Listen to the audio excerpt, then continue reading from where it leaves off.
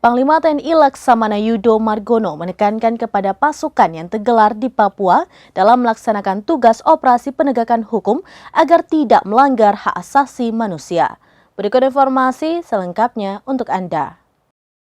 Panglima TNI Laksamana Yudo Margono menekankan kepada pasukan yang tergelar di Papua dalam melaksanakan tugas operasi penegakan hukum agar tidak melanggar hak asasi manusia. Hal tersebut disampaikannya saat menerima paparan revisi Undang-Undang Republik Indonesia Nomor 34 Tahun 2004 oleh Kababinkum TNI Laksamana Muda TNI Kresno Bintoro di Mabes TNI Cilangkap, Jakarta Timur pada Jumat 28 April 2023.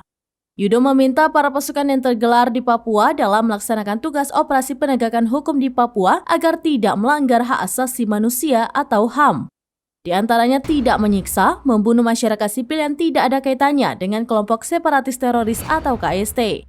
Yudo juga menegaskan agar para pasukan yang tergelar di Papua fokus memberantas KST beserta kelompoknya yang bersenjata dan simpatisannya nyata-nyata turut menyerang pasukan. Turut hadir pada kegiatan tersebut Kasum TNI Letjen TNI Bambang Ismawan, Irjen TNI Letjen TNI Bambang Suswantono, dan Koorsahli Panglima TNI Maijen TNI Harvendi.